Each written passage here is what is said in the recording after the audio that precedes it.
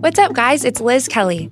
We just launched a brand new podcast on the Ringer Podcast Network hosted by our very own staff writer, Shea Serrano, called Villains. In the premiere episode, Shea is joined by Jason Concepcion and Sean Fennessy to dissect the iconic villain Hannibal Lecter from Silence of the Lambs. You can check out the first episode and subscribe right now on Apple, Spotify, or wherever you get your podcasts.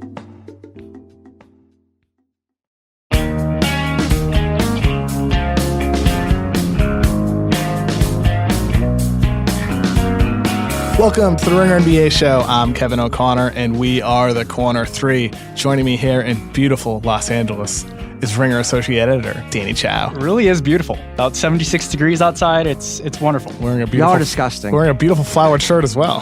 Yeah, Love it, Danny. It's a nice little floral print. Feels like a Thanksgiving tablecloth. Yeah, maybe I'll try it on later. I don't know if it would look as good on me as it would with you, though. Anyway, from Dallas, Texas, cold Dallas, Texas, it's Ringer staff writer Jonathan Tjarks. What's up, guys? We're recording this at 2:10 p.m. on Thursday, November 15th, and you're hearing it on Friday. Let's start off with the biggest news of the week, and that's Jimmy Butler, who was, of course, traded to the Philadelphia 76ers. Danny, you wrote an article on The Ringer breaking down Butler's debut, a loss to the Orlando Magic, a game our own Kevin Clark actually attended. Oh, yeah. What was your big takeaway from that game, and what do you want to see moving forward? This is something that we've kind of touched on even before, the first game. It was mainly, what is Jimmy Butler going to look like alongside Ben Simmons? Two guys who are very much of the same vein, power guards who love to have the ball in their hands and are probably most effective with the ball in their hands. And what we saw in the game definitely. Yeah, what we saw in the game was, a bit of a mixed bag there. It was certainly clunky with those guys. I think I looked at the NBA.com/stats data with touches, time of possession, and dribbles per touch. All of that was close to identical for Ben Simmons and Joel Embiid, but it's drastically different for Jimmy Butler. His front court touches were similar, but his time of possession was drastically different. In Minnesota, Butler possessed the ball for 4.3 minutes per game, and in his debut with the Sixers, it was only 1.7 minutes. And that number is obviously going to rise for him as he gets integrated into the offense, learns all the play. They only ran really one type of set for him the entire game. And with that said, those touches and those minutes of possess the ball are going to have to come from somewhere. Jonathan, how does their offense need to evolve as those touches are given to Jimmy Butler, and they're probably going to be milked from someone like Ben Simmons? You know what was weird to me was that it seemed like Simmons and Butler always played together. Yeah, and it 31 seemed like minutes in their debut together. Yeah, and Embiid was always the one playing by himself. And I think that's the first big question that Brett Brown has to figure out is how do I split up these three guys? Do you always have two of three in? Who gets that? And who gets that time by himself to dominate the ball? And I think that's the first question. Because if you look at it in Minnesota, Tibbs never split up his guys at all, which is crazy. I think Brown's he can at least split up somewhat, but Embiid's playing so well, I can tell you how the ball by himself. So in other words, you don't agree with what he did on in their debut with Embiid playing alone and with Butler and Simmons playing 31 minutes together. Well, see, it's weird because I get it because Embiid's been so good, but I just wonder for Simmons especially. I feel like he could be the odd man out if you're going to play him with Butler the whole time. Yeah, because what is Simmons going to do off the ball really? When I was watching the game, I was just like, man, the spacing is so cramped when you have basically Brett Brown running these really weird jumbo lineups where he had that's got to stop for sure. Simmons, Butler on the court, who could honestly play 4 or 5 if they wanted to. And they did that a little bit, but they were also on the court with Mike Muscala, with Amir Johnson. There are a lot of guys who can't shoot in these lineups. And suddenly you're looking at negative spacing on this team. There were times where somebody would drive to the basket and you'd have Simmons or Markelle Fultz just sitting in the dunker spot, not moving the entire possession, and the lane's clogged, right? I think that's something where it's just going to be a problem that they have to deal with both of those guys. But to your point, John, with the lineups and the combinations that Brett Brown puts on the floor, regardless of the most frequently used one, I think there's going to be times where all three of those guys are on the floor, where Butler and Simmons are going to be on the floor. And that's why when it comes to the touches, to me, that's what's most interesting. You mentioned that Simmons isn't going to be an off-ball guy, but he needs to be, doesn't he? Yeah. I think he has to be as Jimmy Butler starts getting the ball in his hands more often. But if you're Ben Simmons, though, why do you have to be? Right? I'm a second-year player. I was rookie of the year. I'm the guy. Why do I got to... Why? Because Jimmy Butler is a better go-to scorer. Ben Simmons is pretty much a zero in the half court. Right now, with the way he is pretty much a zero in the half court. But see, that's my question for this whole thing is like, I'm sure it didn't escape Ben and Joel's notice that Towns and Wiggins looked as punks by the time Jimmy left Minnesota. Are they cool with taking it back to Jimmy Butler? Like, how is this going to work? I'm just wondering like the personalities, even before the basketball. I don't really know if Simmons taking a backseat is really it. It's more like, okay, once he sets these screens for Butler, he's not really doing anything with that. He just kind of roams back to, a spot down low, down near the paint, where he can be a really dynamic player off the ball and like flush incredible dunks on people if he just kind of got into the right spots. Yep. But he didn't really get into any spot. And that was kind of the weird, frustrating part of watching that dynamic in the first game. So you think it's more about getting those jumbo layups off the floor, like getting him more space? I think so. And I kind of think that if we're talking about someone who should be playing maybe by themselves as the solo star of the team, I think it should be Simmons. Sure. Have him run with that. like 4, floor spacers, and suddenly the Sixers are probably, a devastating offensive team. I disagree with you guys because I think it's about more than just the lineups. I think you can't play Simmons by himself because I think you're still going to have Markelle Fultz on the floor at some point. Your floor spacing is still going to be suffocating. Are you though? I think for Brett Brown, you have to play Markelle Fultz. I think it's really hard to put Ben Simmons in a Giannis Antetokounmpo style atmosphere on this team. They just don't have enough shooters. You have to play those guys together, and they're going to play together because they're the best players on the team. So you need to figure it out with all of them on the floor or just 2 of them. And I think to your point, Danny, with Ben Simmons screening, there were times in that game where Ben Simmons would look like he was going to go set a screen and just slip. He would slip to the dunker spot near the baseline and hover there. It really isn't a pick and roll. It's just not. Like at the end of that game in the fourth quarter, was there a single time where the Sixers ran a pick and roll to get a mismatch for Butler or Simmons against a smaller player? I don't think so. Was there a time where Joel Embiid was matched up on a smaller guy in the post? No. He was playing like a guard on the perimeter the entire fourth quarter. This isn't to overreact to one game because it's really not one game. This has been a thing the entire season for the Sixers. They don't run a lot of pick and rolls. They don't run a lot of isolations. But I really, really hope they do more of that more often. And I think that starts with Ben Simmons. You need to make him an impact player in the half court by taking the ball out of his hands and making him a Blake Griffin, a Draymond Green screener on ball for a guy like Jimmy Butler. Or even, but does he want to do that? That's I don't know. Question. I don't know. Yeah. If he doesn't, then that's a bigger problem and a bigger issue that needs to be resolved. By I think that's the issue. Guy. It might be the issue, because we've been saying it for 2 years now. It hasn't happened. Maybe I'm sure Brett Brown can see it too. But this is the first year, though. Last year as a rookie, it's him and TJ McConnell. Those guys were both the point guards. They were both the ball handlers on the team. This year, it's Ben Simmons, it's Jimmy Butler, it's Markelle Fultz trying to get developmental minutes when he's an absolute zero without the ball in his hands too. Even TJ McConnell has a deep bench option. Like right now, the fact is, when Ben Simmons doesn't have the ball in the half court, he can't be a zero, but he is right now. And that might be his fault to your point, John.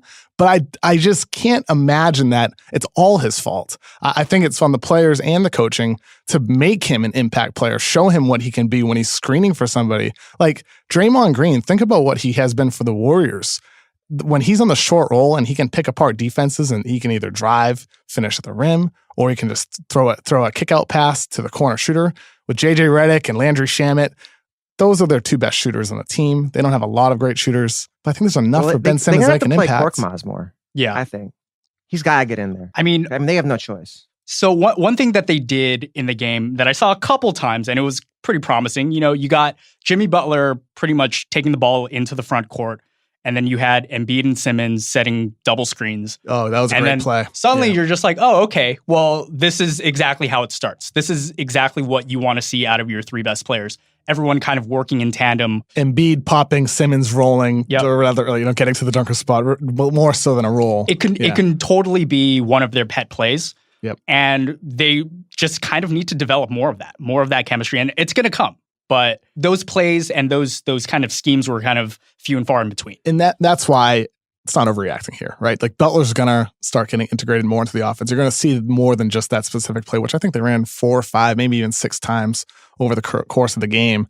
They're going to get more sets going for Jimmy Butler. I think he showed some nice cuts off ball as well. So if Ben Simmons does continue dominating the ball and Butler's more the guy who takes that backseat role with the ball handling, Butler's still going to get spot-up opportunities. If you remember in Minnesota, when he first got there, he took a backseat to Wiggins and Towns. He did. Remember, like a month and a half? Then he was like, forget this. I'm Jimmy Butler. Give me the ball.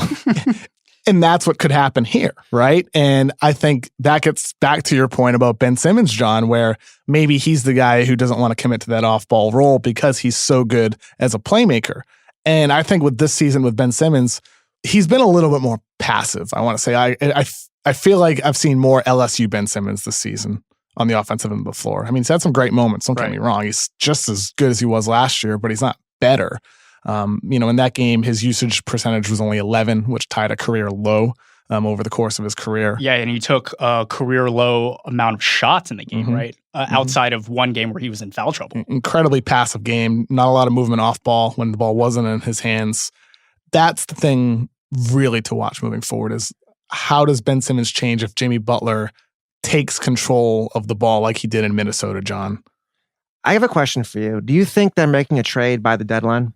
I think they're definitely going to try. I think they need shooting. Yeah. Right? Yeah. A Kyle Korver type, a Contavious Caldwell-Pope, someone like that who Let's rescue KCP. Yeah, right. I'm still on this island. I'm slowly drowning, but I'm still here. And then the other question I have for you, do you think in 2 years all these guys are still here in Philadelphia? All three of them? I think two of them are at least. Yeah, Right? I'm wondering. Yeah. Already, I'm overreacting. I'm wondering. I mean, look, with Jimmy Butler, who knows with his free agent status? I think he next wants summer. his money, though. I think Jimmy's going to take that money. That's what it sounds like it's really about for him. It's too early for this, but I did hear that Philadelphia and him have some sort of idea of a contract. I'm not sure if it's the full 5-year max, though. So maybe there's agreement to something less than that full 5-year max. That had to have been part of the discussion in terms of acquiring him. Maybe, and this is just a guess. This is nothing I've heard, but maybe you could do something where it's like 4 years team option on the fifth year, or maybe I'm not if that's even legal. CBA. I don't want to be talking out of my ass here, or something that's just a little bit less than the full max. Right. I think that would be fair because Jimmy Butler getting paid $50 million at age 35 with those knees, scary. it's Ultimately, though, I feel like we're all in agreement though that this was worth the risk for the Philadelphia 76ers. Yeah. Ooh, John, no. I just wonder if it makes you lose Ben Simmons long term, whether it was worth the risk. That to me is a risk that we're not properly calibrating. Is if like in a year and a half, Ben Simmons decides he doesn't want to do this anymore. That to me, that's what concerns me. To your point about Ben at his best alone, Ben in a Giannis system where he's really the centerpiece. He's the guy controlling the ball, surrounded by shooters. Right. If you're Ben's people, that's what. If I was Clutch Sports, that's what I would want. Yep. You see Giannis thriving in Milwaukee with those circumstances. You think, plug Ben in there. Imagine what he could do. And that's kind of why I want to see him in this specific lineup. Let's do Ben Simmons, JJ Redick, Furkan Korkmaz, Wilson Chandler, and Mike Muscala, and just have them run. He was doing it in the playoffs last year. It looked pretty well against Miami with Ilyasova in there. You know what lineup I want to see? Joel Embiid with Jimmy Butler and Markelle Fultz. Interesting. I want to see a larger sample of that. I'm not sure how much we're going to get. I mean, we didn't really see Embiid's Butler, no Simmons, right? That didn't really happen. No. We didn't even see a single minute of the one I just mentioned with that trio. But I would like to see that moving forward because I've realized how silly this is going to sound. But there are times the offense feels like it runs a little bit smoother with Markelle Fultz in there. It just does. Wow, that's interesting. There's just times it's like with TJ McConnell. It's not necessarily a knock against Ben. It's just sometimes, you need your stabilizer. TJ McConnell, offense runs smoothly. Markelle Fultz, there's been some times where it feels like it runs a little bit smoother with him instead of Ben Simmons. And I would just like to see that. I got an insane trade for you. This was never happened, but I was just thinking about this morning. What if like next year you traded Ben Simmons for Gary Harris and Jamal Murray? A lot of shooting in Philly. No, right? What's the deal with Markelle Fultz? Like who's your ball handler? Probably Jimmy Butler. And then you have Murray and Harris off the ball. I don't know. That is fascinating. I wonder how Denver would feel about it. Like Simmons and Jokic would be crazy. I feel like Jokic fits better with Simmons than Embiid anyways. Because Jokic would play off the ball. I mean, how would you play Simmons in Denver? I don't see Simmons and Jokic coexisting at all. Two guys that are at their best with the ball in their hands. Yeah, because I feel like everything that we're saying that Simmons isn't doing in the Sixers would go double with the Nuggets, where he would be forced into kind of being like this cutter off ball. Yeah, I mean, he's a worse player than Jokic. You put Jokic at the high screen for Simmons. That would be wonderful. I would love to see that. I feel like Simmons and Embiid, I'm not sure is going to work either long term. That's what I wonder. I feel like I feel like Simmons is the guy. I think he's the guy I'm watching more than even Butler. It's how is Simmons going to... I think he's really the big question mark right now. Ben Simmons, already a top 25, top 30 guy in the league, in my opinion. But he didn't really come back better than last season. His shot hasn't improved. He's still hesitant to shoot from outside. That needs to improve. So these questions that we're talking about now don't apply. All he needs to do is be an average threat from three. And a lot of these questions suddenly aren't a concern at all. Yeah, and Kevin, like what you're saying, Embiid's gotten better. Like you can see them growth in his game this season. His passing this year? He got a triple-double. So much better. And that's why with Joel, I mean, it just annoyed me in that game against Orlando. Why did he not post up at the end of that game? Why was there not pick and rolls to get him on a switch on a smaller player where he draws a double and can pick apart a defense? I just... A lot of strange pull-ups in isolation. It was baffling. That bothers me. And on the other side of the trade, we can't ignore the Minnesota Timberwolves, the winners of 2 games in a row, and Karl Anthony Towns. He looks so happy, doesn't he, John? They're having fun out there, man. You can't argue with that. A lot of joy in that team. I think the big difference with Towns, he's playing with effort on defense against Anthony Davis. He blocked a shot. That block, that was the play. That was crazy. The block was great. A lot of effort from Towns on that end of the floor, and we'll see how it sustains. But early on, I'm impressed. Karl Anthony Towns looks like a new player right now, Danny. Yeah, I mean, you basically run the modern template for every NBA basketball team now. You put as many playmakers on the floor, you have 3-and-D guys, and suddenly everything clicks, right? Like it really doesn't have to be that much more difficult when you have an offensive talent like Karl Anthony Towns. And that's what I'm excited about here, right? With Karl Anthony Towns at the end of the season before Butler came, he was averaging like 28 points and 13 rebounds over his last 41 games. He had a jump at the end of his rookie year and then a jump at the end of his sophomore season. And we haven't seen that since then because of Butler's presence. And again, that's not Butler's fault. He's a great player. It's just the circumstances. But now Towns is in a situation where I think he's going to be able to put up those numbers if he's fed the opportunity consistently. And I think we're going to see that. More importantly, though, he needs to sustain the defensive effort. As for the new guys, Robert Covington adds a defensive presence. 41 minutes for Tibbs. I like it. Exactly. And then Dario Saric only 20 minutes in his debut with the Minnesota Timberwolves. But I'm incredibly intrigued by how Thibodeau will use him. How do you think he'll be used in that situation? And do you think we'll see more playmaking from Saric like we did see overseas with him? I think that's the hope, is long-term pairing him with Towns and kind of doing 4 or 5 pick and rolls and stuff. I don't know if Tibbs will be the guy to do that, but I think that is like the ultimate. That'd be the way to maximize Dario. I think Dario really took a backseat in Philadelphia because Embiid and Simmons really couldn't shoot it. So he kind of had to force to be a spot-up shooter. And he has more to his game than that. Yeah, and he did solid. Right? He did incredibly well last year. Shot 39% from 3. Still made clutch, timely plays, whether it was with a pass or whether it was on the defensive end of the floor, whether it was a clutch rebound. Saric always has a knack for those moments. But the one thing we really just haven't seen from him in the NBA consistently is the passing. And like you said, John, we might not see this in Minnesota, but I'm hopeful we do. I really am. I think with that 4-5 front court with Towns and Saric, it would be interesting to see that. You look beyond the fact that Covington and Saric are these very, modern NBA type players, blah, blah, blah. But you look at the core of who they are as players, and it's like, oh, these are totally Thibodeau guys. Like, they work extremely hard. They're grinders. They can basically do everything, and they're tough dudes. And so I don't see an issue with Tibbs maybe not trusting them, down the stretch or whatever like that. I would love to see more of Saric with, the rest of the starters, but it's going to have to play Covington for less than 41 minutes. Yeah, to see that happen. Yeah, absolutely. We're basically looking at Saric being a better, tougher version of Nemanja Bjelica, who just didn't really catch on with Tibbs last year. Especially with Saric, right? I think with Wiggins, his defense obviously needs to become more consistent as well for the Minnesota Timberwolves. There's a handful of those guys on their team, but they do have a lot of tough players, right? Josh Okogie. Oh, yeah. Impressive. He's playing well. He's had a good rookie year for sure. Incredibly well. And, Thibodeau's a guy who doesn't play a lot of rookies, but he does seem to trust him early on so far this season. Okogie could end up a steal in this draft. And one other random observation, Andrew Wiggins, off to another hot start shooting the ball this season. He's shooting threes, man. Yeah, he's stroking it. 41.7% from 3 this season. I'm still skeptical. He started last year incredibly hot as well, and then he fizzled out. Yeah, Tjarks and I had kind of had side conversations about Wiggins, and I think we came to the consensus that, has he improved since coming into the league? I mean, unless the shooting thing is real. Other than that, he hasn't at all. I'm not sure he really has improved. Right? No. I mean, still inconsistent defensively, still a streaky scorer who doesn't do much besides pull up from mid-range. Yeah, pulling up from mid-range. Still hasn't expanded his dribbling moves besides that spin move. Yeah, not a lot of he improvement. loves that circle spin. He loves that spin. Yeah, that circle button, right? Yeah. One of the things that really stuck out to me in the past when it was the core of Karl Anthony Towns, Wiggins, and Zach LaVine was that everything I'd heard from, the locker rooms and everything and reporters talking about this, but it was Zach LaVine was the maniacally hard worker. Andrew Wiggins was just never really mentioned in that vein. And that really stuck out to me. It's like Zach LaVine has improved over his past 3 years. Much better. Yeah. He's a much better player.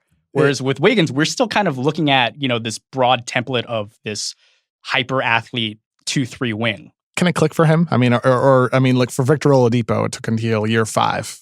Wiggins now is in year 5. I don't think Wiggins will ever have that sort of role, but I'm sure it can click for him because really, you're really just asking him to do 2 things. You're asking him to be a much more committed defender, and you're asking him to hit threes.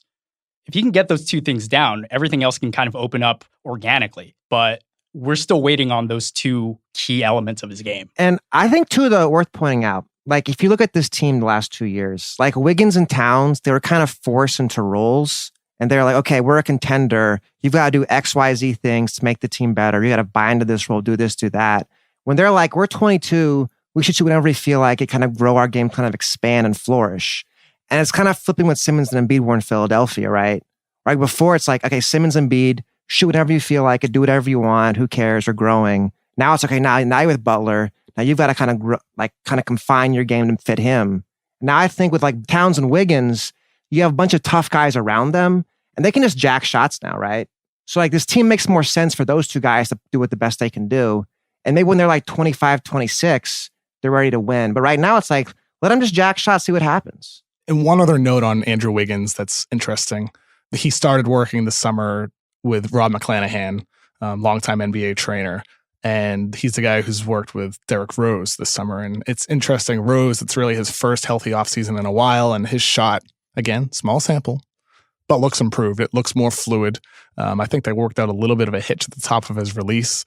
His shot looks good, better than it has in many, many years for Derrick Rose. And for Andrew Wiggins and Derrick Rose, maybe there's something to that. Working with a new trainer, sometimes that's all it takes to find. It's like the right coach for the right team. Maybe these guys need the right trainer for them. Before we talk NBA sophomores, let's take a quick break and hear from our sponsors. Unleash the most powerful Pixel ever on the network chosen by Google, Verizon. Pixel 3 has more than just any camera. It takes group selfies, snaps, and portrait mode, and helps you always pick the perfect moment with Top Shot, which automatically recommends the best pics where no one is blinking and everything looks just right. And the Pixel 3 also has the power of Google Lens, which means you can search what you see. And when you get the Pixel 3 on Verizon, it comes with America's best network. Now families can mix and match their unlimited plans on the best network. With unlimited on Verizon, everybody in the family gets what they want without paying for the things they don't. Visit your local Verizon store today or learn more at po.st/theringer. And now, back to the Corner 3. We're back with The Kids Are All Right, a segment that we use to discuss the youth of the NBA. I wrote an article on Tuesday on theringer.com about some of the rising and falling sophomores across the league, just a little bit of check-in on some of the players across the league. And we're going to discuss some of those, starting with De'Aaron Fox, who, John, seems like he's here to save the Sacramento Kings, isn't he? I mean, they've kind of put their team around him this year. Last year, they didn't know what they were really doing. They were playing Zebo a lot and Kufus. Oh, now boy. they have a system. They have a formula. We're getting De'Aaron in space. He's pushed the ball whenever he feels like it. And now they finally have a team that kind of makes sense together. And De'Aaron's kind of the head of the snake right now. The system is not playing old dudes. You get De'Aaron Fox, who is arguably he is the fastest player in the NBA. And so you get this Ferrari, and then you also get Zebo. And you're like, let's just pound it into Zebo last season. I don't know what... I mean, Jaeger had talked about playing fast last season, and it just didn't work out. But this season, it was just a complete overhaul. It's like, yes, we got this guy at the 5th pick for a reason. Why not build around him? It's working. He's the most improved sophomore of the season, isn't he? I would say so. I wonder how much of it is just his situation. I guess it's hard to find the difference, right? He's definitely in a better situation than last year. It's hard to quantify that for sure, John.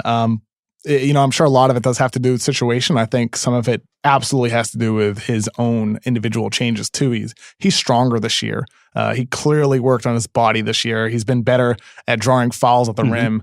He's not avoiding contact quite as much. His finishing has been better. There's been some more creative finishes from him over so far this season. He's drawing fouls on 16% of his half-court possessions, which is pretty similar to what DeMar DeRozan put up last year. And look, these are things he might not sustain over the course of the year. But early on, these are differences from just late last year with him that we didn't see before. And the thing is, the biggest change I've seen is just how confident he is stepping into these pull-up threes. Yeah, he's making them. My goodness. Yeah, he's hitting them at, like a 36% clip? So, like, league average, this is fine for a player who, has basically been knocked on his jumper for how many years now? And it's always looked good. High school. It's always looked good. That's the really weird thing about Fox. Whenever we talk about his shot not falling or him not taking threes, it's always like, oh, but his shot looks good. He just doesn't take them. He's finally taking them now. For what it's worth, he is shooting 46.7% on 15 catch and shoot threes, so 7 of 15. And then on 28 pull-ups, he has hit 12 of them at 42.9%. There you go. Small sample that could fall off a cliff immediately. He's still not shooting well from the free throw line, but his floater looks better. His three-pointer looks better. And as you said, he looks more confident. To me, he's absolutely the most improved rookie. There's been a disappointment, though. John, who is the most disappointing sophomore so far this season? Gotta be our guy, Josh Jackson, man. He has fallen off hard. He can barely get minutes on Phoenix, and they're like the worst team in the league. Yeah, Mikal Bridges is now starting. He's took his spot. It's sad, really, to me, when guys fall off this quickly, because Josh Jackson at Kansas was always a guy where you're like, okay, there's questions about his jumper, there's questions about his scoring efficiency, but at least he can do these things. At least he can be a solid secondary playmaker for your team, and at least he's always gonna grind on defense. Yep. And he doesn't do it anymore. What happened, Danny? To be honest, I don't know. I mean, either. I've been looking at the numbers as if that were gonna tell me anything about this precipitous decline. But do you guys know what his PER is this season? No, what is it? It's 4.3. Whoa, that's really probably bad. the lowest PER I've seen from any notable player in the past 5 years. That's a really, really low figure. I think what I'm thinking is it's two things. One, to be a secondary playmaker means you have to start off the ball. And if Josh is off the ball, nobody cares, right? He's just not being guarded. Right. And then number two, it's hard to grind defensively on a team like Phoenix, where they're just giving up points left and right anyways. So he's like, man, to make an impact, I got to get the ball. To get the ball, I got to take a bunch of bad shots. I'm thinking, how many guys become good shooters in the NBA? How many times do we draft a guy top 7? Oh, he's a great athlete, really athletic, big wing. Needs to work on his jumper. I feel like that jumper doesn't get better for a lot of guys. Right. So I think the most recent example might be Jaylen Brown, who isn't really a great shooter, but he's improved. Yeah. He's definitely improved. Aaron Gordon, another one. Yeah, Aaron Gordon is a big one. But yeah, other than that, and obviously just have to mention Kawhi is the best case scenario. Sure. The guy, the one everybody aspires to be. I mean, you look at Josh, Justice Winslow, Stanley Johnson.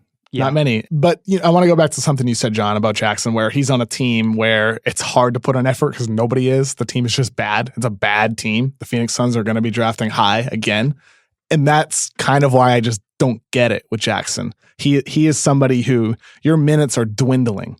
They are just fading away quickly. You are losing your spot to a rookie, Mikal Bridges. And guess what? The team is going to stink, and they're going to draft another guy who's pretty much at your position. There's a lot of forwards and wings that are going to be drafted high in this draft. TJ Warren has been better than Josh Jackson so far this season. He's been good this year. He's been good. TJ, he might turn himself around, shoot threes now. Yes, he's hitting spot up threes finally. And he's only 25.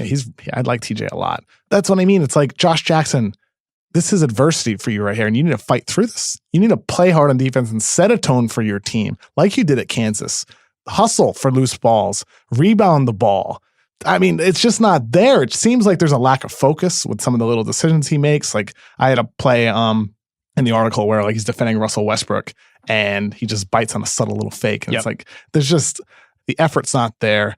Nothing's there. He's a 0 right now. And he can't be, or else he's going to lose his role. And he might be the type of player who has his option declined, and he might not get a chance with that second contract. Like this is about more than just. It's gotten that bad. Yeah, I mean, I'm just saying. Like, if you're Josh Jackson, you got to be thinking, damn, like this could go south fast for me unless I turn it around. Time to start busting my ass on defense. It just hasn't happened. I mean, it needs to. We're basically, as we've been saying, we're looking at one of the worst teams in the NBA. The fact that he hasn't been able to get even consistent low minutes is concerning. We're looking at a situation that might be close to, Michael Kidd-Gilchrist. Well, to be fair, though, they do have a lot of wings. For like as bad as they are, like TJ Warren's a good player. Yeah, I like Devin TJ. Booker's an all-star near player. Mikal Bridges is a good rookie. They have Trevor Ariza too. This is just a really weird team. So then would you consider bumping Josh Jackson to the 4? He doesn't really have the body to do that too right small. now. He can't do it. They tried it last year. I don't and think he that didn't ever work can. at all. One thing to note, Josh Jackson on Wednesday night in the Suns win against the Spurs, a 20-point win over the San Antonio Spurs. Jackson played 22 minutes with 14 points, 4 rebounds, and 3 assists. I haven't seen the game yet. Haven't had a moment to catch up on that this morning. Maybe he was better in that game. Just wanted to throw that out there because I haven't seen the game yet. So his PER was 4.3 after that game. What was it before the game? What on earth? That's a surprising stat. Danny, who is the most surprising sophomore so far this season? I think it's Monte Morris. Yes! Oh, deep cut. I like it. Denver Nuggets, backup point guard. How come, Danny? First part is I wasn't really high on Morris entering the 2017 draft because I tend to kind of prioritize upside over production.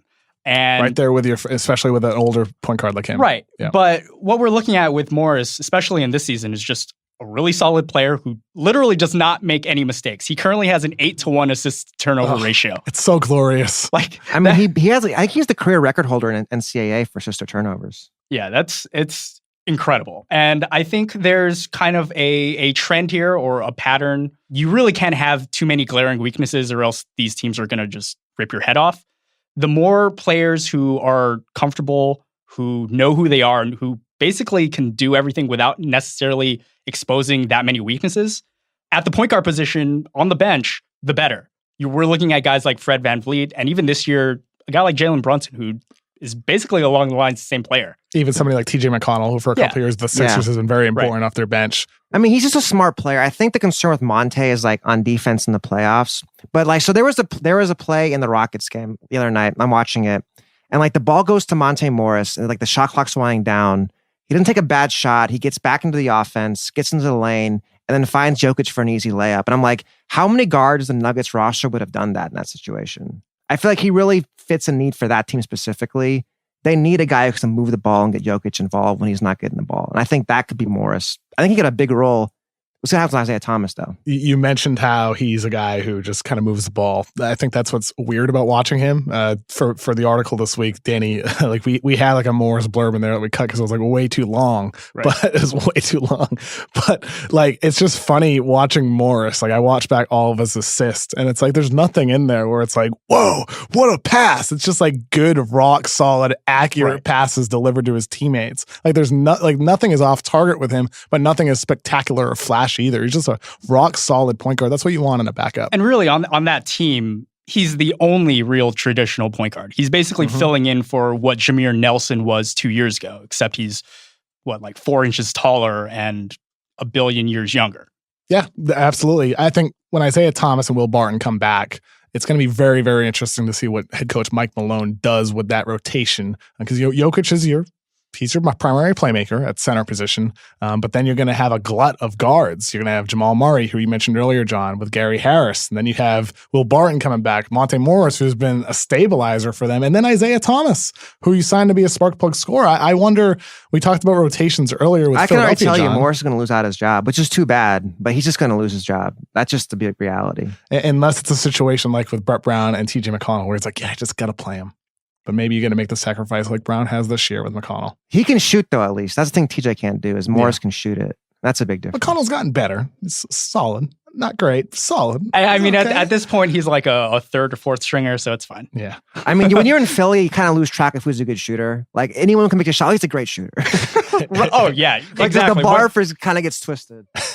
Yeah, when we're celebrating, Fultz anything he does. A 9-foot pull-up. Yeah. Oh, wow. Home run. Yeah. It gets kind of weird listening to the Sixers broadcast. Yeah. Because anything Fultz does positively, they're just like, oh, I like that. It didn't go in, but, at least he showed the gumption. It's the same thing with Simmons right now, too, where Sixers fans just want him to shoot the mid-range pull-up so it's at least a threat. Because right now it's not a threat. He's only shot 18 pull-ups this year, and he's only made one of them. You got to do more than that.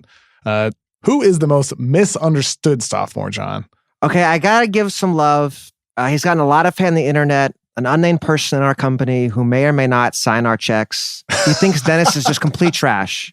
I think Dennis Smith, he's had a very tough season, but I think people are underestimating how much of a transition he's had to make, going from the primary playmaker to playing with Luka. I think we got to give Dennis a little more time. It's only been a month. I think he's actually shooting the ball really well this season.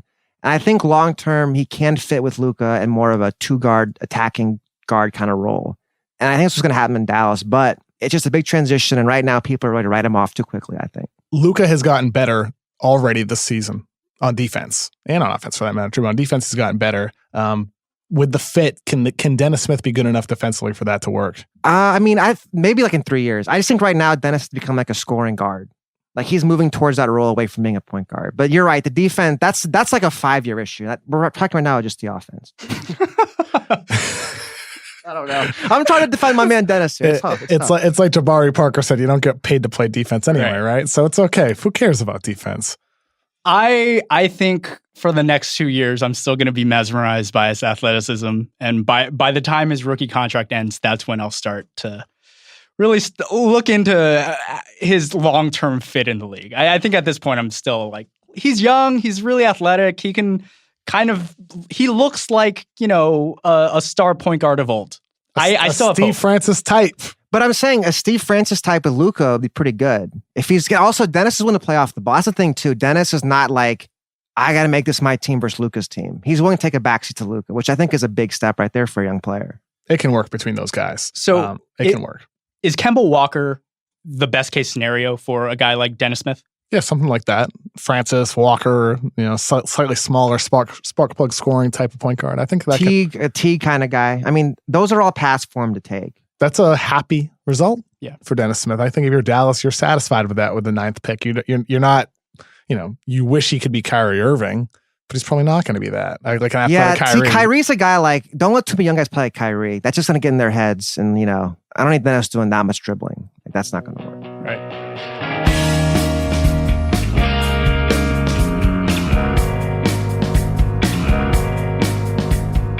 Let's throw an outlet pass to the weekend and look ahead at some of the top games. On Friday, we have the Raptors versus the Boston Celtics. It's the first time since the opening week of the season those two teams have faced each other. Toronto has dropped 2 in a row, and Boston has been better as of late. Danny, is there anything specific you're watching for in this matchup of 2 top Eastern Conference teams? I think for the past 2 games, one thing that I've noticed with the Raptors is that we're definitely at a point where we're seeing Kawhi pressured a lot more, and he's kind of prone to tunnel vision. There are certain plays in the Pelicans loss where he was basically just dribbling in circles for like 17 seconds. And I was just like, Kobe, what are we doing here? So we're still not seeing him very comfortable being that kind of lead playmaker. And I would love to see that improve, especially against one of the best Eastern teams in the league. With Kawhi Leonard, of course, we need to see him develop his playmaking more. And one thing that I wonder that could promote that for him is what Nick Nurse mentioned this week. He said at a practice that he wants to play a lineup that has no traditional point guard in it. So something like Pascal Siakam, Danny Green, Kawhi Leonard, OG Anunoby, and Serge Ibaka. No point guard. Oh my goodness. That's what I want to see. Just a big jumbo lineup. And this is what Nick Nurse said.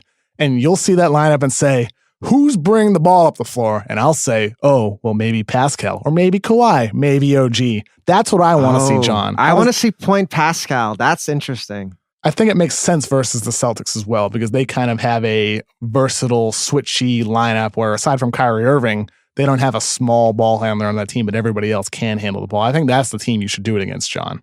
Yeah, I want to see also like no center either. They can do a 5-wing lineup and they could put like DeLon Wright out there. They could switch all 5 positions. Basically, what I was thinking was this Nick Nurse proposed lineup is Tjarks' fever dream, and Tjarks just immediately was just like, no, we can add another wing. There could always be another wing. There's always more room for more wings. You know this. So who are you taking off the floor? You're taking off Ibaka and putting on a wing? Oh, maybe. I don't think Ibaka can go switch on guards, really. He's been way better this year, though, I think. He looks rejuvenated. He's definitely been better, for sure. Yeah, definitely been better. So you would put like Miles in instead of Ibaka, or what? No, I say DeLon Wright. So you go Wright, Green, Leonard, Siakam, OG. DeLon might be a little too close to a traditional point guard for Nurse's That's true. vision. We're getting a little... Yeah, that's true. Either way, maybe Norman Powell. I don't know. Either way, whether it's if it happens against Boston, I think it'll be intriguing to see how Boston would adjust to something like that. Because I think with these jumbo lineups, I also want to see Boston do the same thing where they go without Kyrie Irving and they have a lineup of like Hayward, Brown, Tatum, Morris, Horford. I mean, imagine that jumbo versus jumbo lineup. How is Scary Terry going to feel about that? I don't know if he's going to appreciate, not being in the floor at all. Probably not great. I'm sure Kyrie wouldn't be happy if that happened for an extended period of time either. But for a short stint, 5-6 minutes, I would love to see those two large lineups play against each other because it can work because those guys can still handle the ball. I think what's interesting with what Nick Nurse has done this season is he's been very proactive in terms of lineup adjustments. So I think he's played 200 lineups this year, I'm pretty sure. And he's the only coach in the league who actually flexes his center spot in the starting lineup. And so he's obviously, I think if they were to do these two jumbo lineups together, it would be Nick Nurse who's the aggressor. He would be the one who's trying to dictate the matchup rather than the Celtics coming in with, I don't know, like Shemi, Tatum, Brown, and whoever. But here's the thing, like, it sounds crazy, but in the playoffs, this is going to happen. Right. Like, it's a certainty they're going to go to these lineups when it really comes down to it. Because it's all about finding weak spots. It's all removing weak spots, finding on the other team. Speaking about lineup changes, the Utah Jazz have a road back-to-back. They face the Sixers on Friday night and then the Celtics on Saturday night. Man, they lost by 50 points to the Mavs, man. Come on now. Hard to believe that happened. John, before the show, you mentioned how the one lineup that they needed to make is with Derek Favors. Yeah, I mean, they've tried it for a long time, and they fought against the current. It was very, very noble of them to like reward Favors for his hard work and sacrifice. Blah. It doesn't work anymore. Like, it can't do it. So the number jumped out to me. I was looking at the numbers on this. When Gobert is on the court with Favors, net rating 1.6. When Gobert is on the court without Favors, net rating 7.4. Like, that's just free points to be gotten for a 7-7 team. They have to do it. And then Favors without Gobert, they're outscored by 21.6 points per 100 possessions, and that's over 154 minutes. So it's not a large sample for this point of the season. So basically, the Jazz are running the same offense and the same defense, and it's just teams have figured this out. I think it's just like the league has become even more the other way. Like Utah was kind of half in, half out with like this 2 big man lineup. And there were still enough teams who played traditional lineups that it made sense. But now the league is just so small, it just can't work anymore, I think. Yeah, we can't even play Favors at the 5. Like that was the conventional wisdom is, oh, well, you just kind of have to stagger these 2 centers. You can't do the Twin Towers anymore. And yet in the limited minutes, the Twin Towers is doing way better than Favors is at the 5. One point Zach Lowe made on his podcast this week that was interesting is... Wait, there are pods on the Ringer? Is he on a Ringer podcast? I don't know. Zach I'm a company man. Yeah, Zach mentioned how Utah's defensive shot distribution, in other words, the shots they're forcing opponents into or that they're allowing, is pretty much identical to what it was last season. And it is. I looked at cleaningtheglass.com and there's no discernible difference. Opponents are just hitting more shots. So at some point this year, I do think if that continues, Utah should be better defensively. Right now, they're closer to the middle of the pack, but they still have the same pieces they have in the past. They should be better conceivably at one point during the course of the season, you would think. It's really interesting because, continuity has really worked for the Blazers. They're one of the best teams in the West yet again. Zach Collins, one sophomore we didn't mention, having a great year. Absolutely. Shout out Collins Hive. And so with the Jazz, I think one big thing that we're all kind of waiting on is like, when are their 3-point shooters going to show up? Like, I think Ingles is the only person shooting above average in their rotation right now. And he's only shooting 6 threes a game. So that's not going to make up for everything. Like, everyone is shooting in the low 30s. That can't really work when your defense isn't holding up. Besides my guy, Alec Burks, he's killing it. He needs more minutes, I think. Yeah. Like Quinn's never liked Alec Burks. Alec Burks can play ball, man. I enjoy that on this podcast we can get excited about talking about Alec Burks, but unfortunately, that's all we have time for today, guys. Next week, we're actually going to be recording on Tuesday and having a special Wednesday edition show. We won't be back next Friday, so we'll be back. We're going to not watch basketball, maybe. We will be back on Wednesday, though, so we're looking forward to next week. Danny, John, looking forward to next Wednesday. Thank you, guys. Yep. As always. And thank you so much for listening to The Corner 3. Please give us a 5-star rating on iTunes. We get to beat Shea Serrano's Villains podcast, so please give us a 5-star rating. We need to beat Shea. This is very, very important. It make us all very, very happy. This will make Kevin happy. I'm a neutral party here. Well, we're going to beat Shea for sure. I'm not even worried about it. Love you, Shea. Yeah, I love you too, Shea. Listen to the first episode. It's very good. Give that a listen. A special shout out to Bobby Wagner for producing the podcast and to my good friend Elon for listening to the show. And thank you again for listening. We'll be back next Wednesday.